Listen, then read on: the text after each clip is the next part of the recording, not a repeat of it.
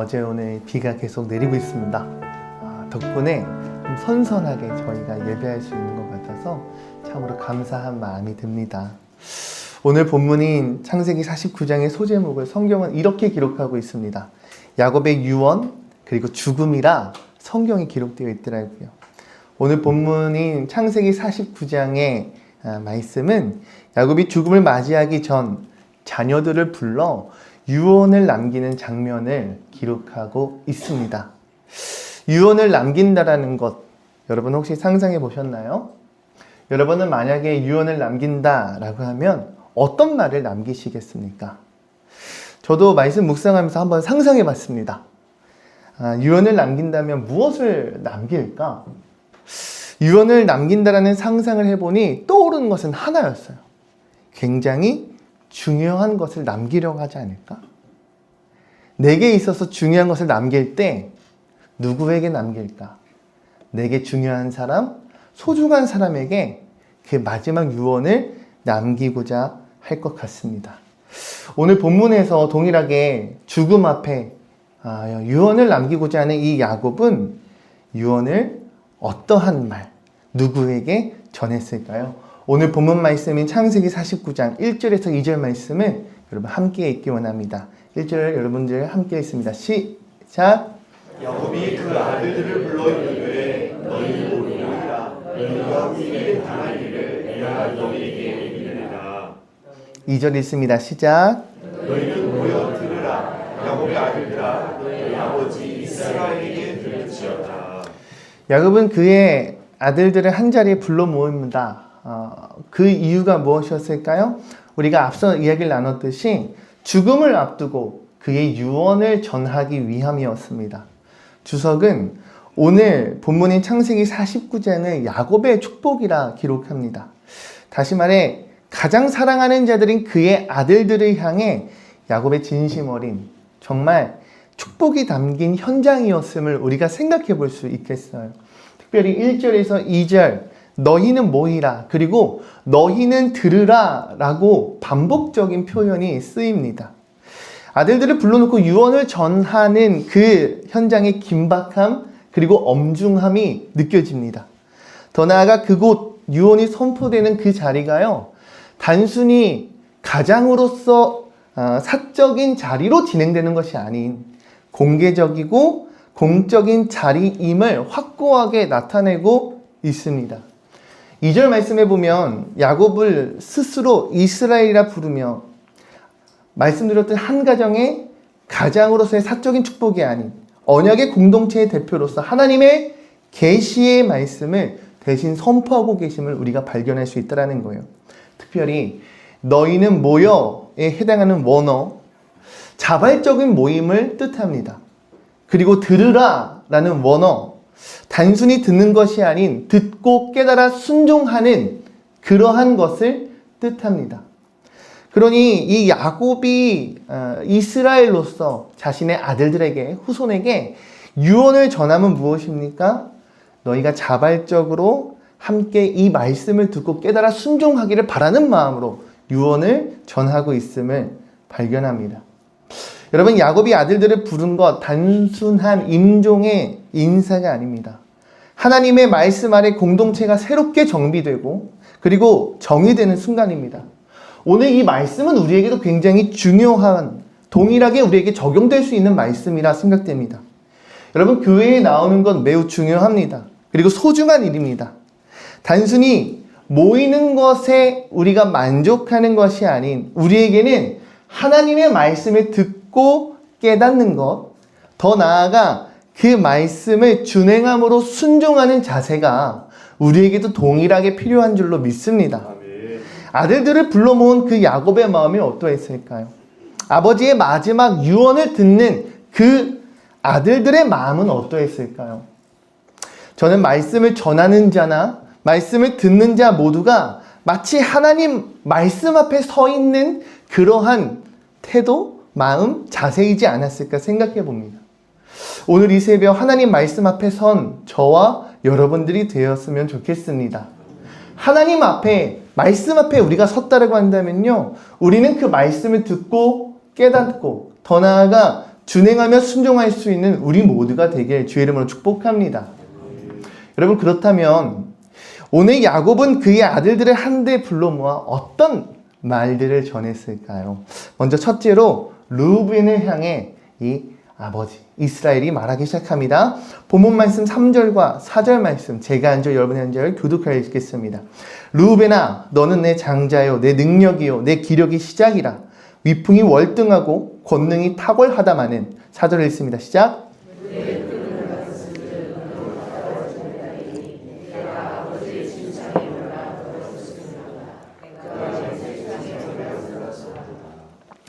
야곱의 첫 번째 말씀은 장자였던 르우벤을 향하여 선포합니다. 그런데 야곱은 르우벤을 향해 이렇게 말해요. 너는 내 장자요, 내 능력이요, 내 기력의 시작이라. 이 대목만 보더라도 아버지 야곱에게 있어서 르우벤이 얼마나 특별한 존재였을까 생각해 봅니다. 아마 첫 아들로 야곱으로부터 또 그 가족들 가운데에 아마 특별한 혜택을 받지 않았을까.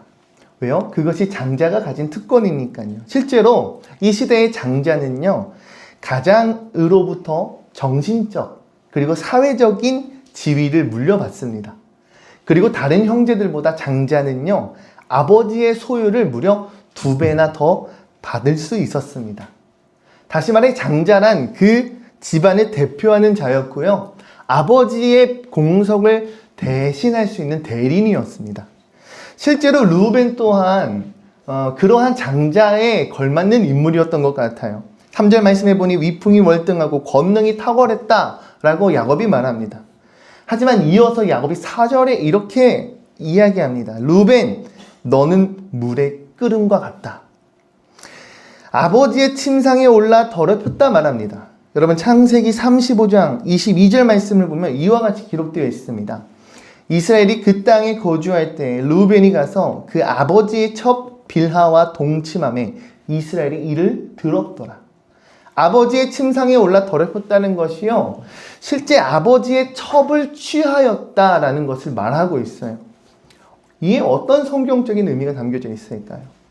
아버지 침상에 오르다, 아버지의 첩을 취하였다, 이런 것이요, 단순히 성적인 범죄를 저질렀다로 끝나는 것이 아닙니다.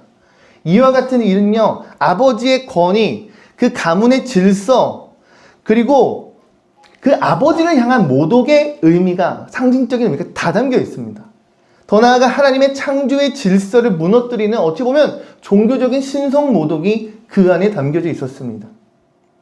그것이 르우벤을 향한 아버지의 유언이었습니다. 둘째로 야곱은 그의 아들 시몬 그리고 레위를 향해 말씀을 전합니다. 본문 말씀 5절에서 7절 말씀 함께 읽도록 합니다. 읽습니다. 시작! 시몬과 레위는 형제요, 그들의 칼은 폭력의 도구로다. 내 오나 그들의 모의에 상관하지 말지어다. 내 영광아 그들의 집회에 참여하지 말지어다. 그들이 그들의 분노대로 사람을 죽이고 그들의 혈기대로 수의 말통줄을 읽었으리로다.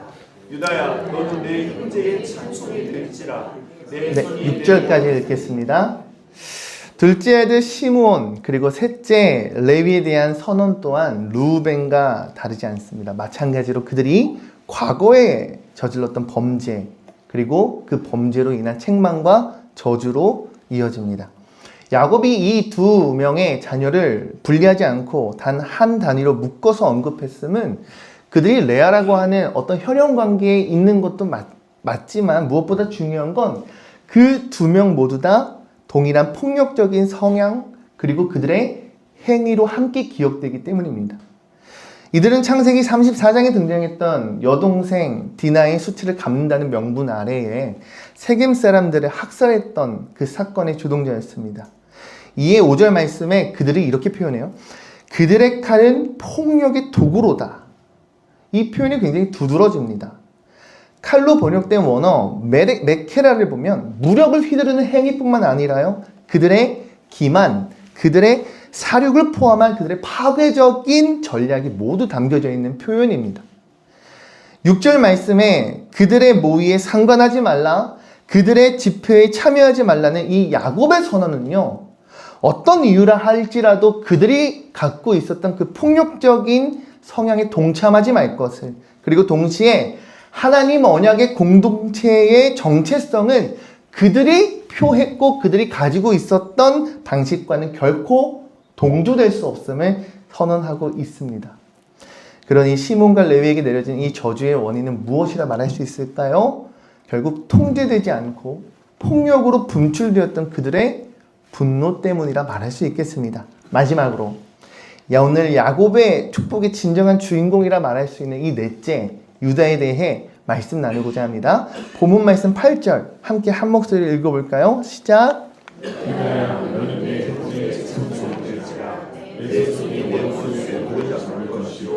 내 아버지의 아들들이 내 앞에 절하려다.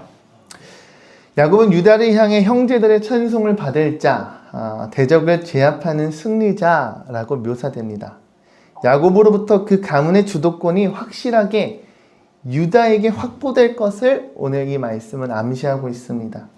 9절 말씀에는 유다를 사자 새끼로다 라면서 말씀이 선포가 되고요. 그가 이후 유다 지파로서 가지게 될 힘과 위엄 그리고 통치를 드러냅니다. 궁극적으로 10절 말씀에는 이와 같이 기록되어 있어요. 실로가 오시기까지 이 말씀과 같이 왕권이 유다를 떠나지 않으면 그 끝에는 메시아가 오실 것을 이 유언의 축복의 말씀 가운데 예언이 되고 있습니다. 더 이어서 유다를 표현하고 있는 11절, 12절 말씀에 보면 축복 중에 포도나무 그리고 포도주, 이 우유와 같은 비유는요, 이 당시에 농업과 목축업이 굉장히 발달했던 이스라엘에게 있어서는 풍요를 상징합니다. 곡식, 포도주, 올리브 기름 이런 것들은 이스라엘의 대표적인 산물이었고요. 하나님께서 주시는 풍요로운 삶, 안정된 사회를 나타내는 굉장히 대표적인 상징이었습니다. 특별히 우유는요, 양과 염소를 통해 얻을 수 있는 젖을 뜻하는데 목축 활동이 굉장히 활발했음을 뜻하고 있어요. 가축의 번성 무엇을 말할까요? 목초지가 굉장히 풍부하고요. 이는 공동체의 생존, 공동체의 번영과 지속을 뜻합니다. 다시 말해 유다를 향한 야곱의 이 축복은 무엇을 뜻합니까? 야곱을 이어 아브라함의 언약의 이 메시아적 계보가 지금 유다를 통하여 나아갈 것을 기록하고 증거하고 있다는 사실입니다. 유다가 야곱으로부터 장자의 축복을 받고요. 하나님의 언약의 가문을 이어나갈 계승자가 될 수 있었던 이유가 무엇인가? 라고 묻는다면 우리는 이렇게 얘기할 수 있겠습니다. 형제를 구원하기 위해 스스로를 희생하고자 하였던 그 유다의 결단, 그 결단으로 말미암아 크게 축복받는 모습을 우리는 발견할 수 있습니다. 여러분, 유다가 창세기 44장 33절에 말하죠. 그 아이를 대신하여 내가 머물러 있겠다 말합니다. 이처럼 하나님은 십자가 정신으로 행하는 이에게 복된 미래를 허락하신다는 사실을 여러분 기억하시고 믿으시길 바랍니다. 13절 15절 말씀은 우리에게 야곱의 아들 중에 스불론, 이사갈 이와 같은 이야기도 기록되어 있음을 우리는 알 수 있습니다.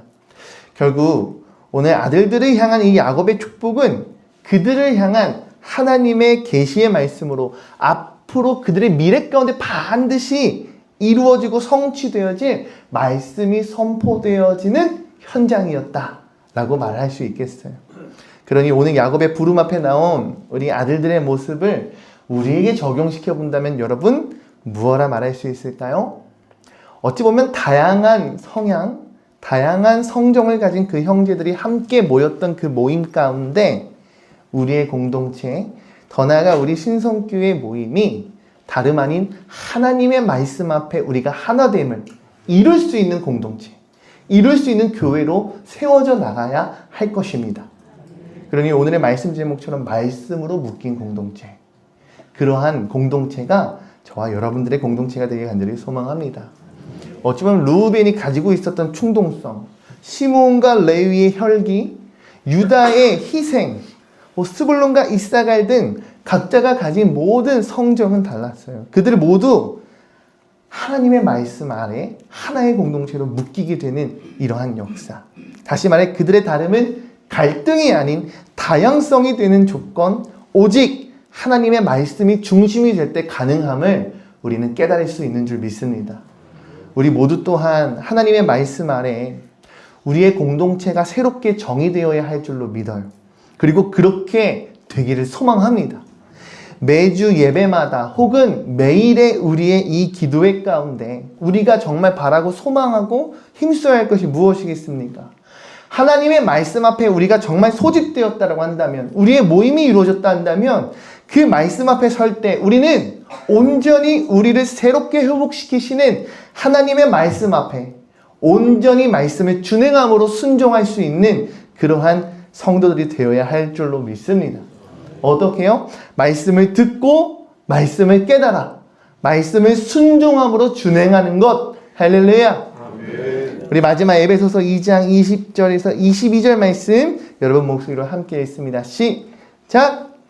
너희는 사도들과 선지자들의 터 위에 세우심을 입은 자라. 그리스도 예수께서 친히 보충이 돌이 되셨느니라. 그 안에서 건물마다 서로 연결하여 주 안에서 성전이 되어가고 너희도 성령 안에서 하나님이 거하실 처소가 되기 위하여 그리스도 예수 안에서 함께 지어져 가느니라. 아멘.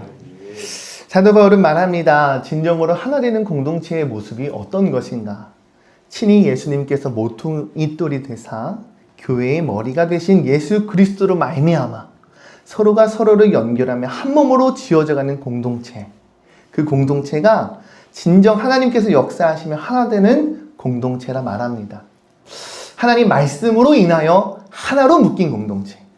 우리는 모두가 사실 다른 모양, 다른 성격, 다른 성정을 가진 그런 사람들이지만 오늘 이 새벽 하나님께서 우리를 이곳 한자리에 모이게 하신 줄 믿습니다.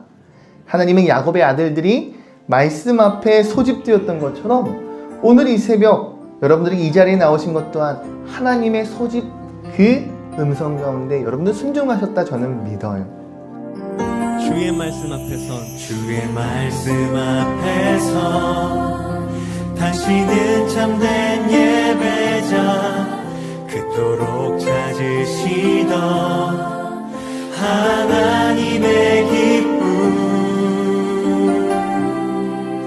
이 세상을 향한 거룩한 생명빛 되어 이 세상을 위한 구원의 소망 되어 영원한 하나님의 나라 함께 세워가리. 주의 부르심 따라 당신의 삶을 세상은 당신 안에서 주의 영광을 보게 될 것입니다. 영광 보리라. 이 세상을 이길 주님의 군사들 또한 이 세상을 섬길 주님의 손과 발 되어 영원한 하나님의 나라 함께 세워 자신을 향하여서 이 세상을 이길 주님의 군사 되어 이 세상을 섬길 주님의 손과 발 되어 영원한 하나님의 나라 함께 세워가리. 서로를 향해서 격려의 박수 하도록 하겠습니다. 함께 같이 기도하겠습니다. 지금은 우리를 제자로 부르신 예수 그리스도의 은혜와 우리를 이 땅 가운데 창조하시고 모든 만물의 근원 되신 하나님의 사랑과 여전히 우리를 홀로 놔두지 않고 우리를 이끄시는 성령의 친밀함과 그 사귐이 이곳에 있는 모든 자들과 영원토록 함께 하시기를 간절히 축복합니다. 아멘.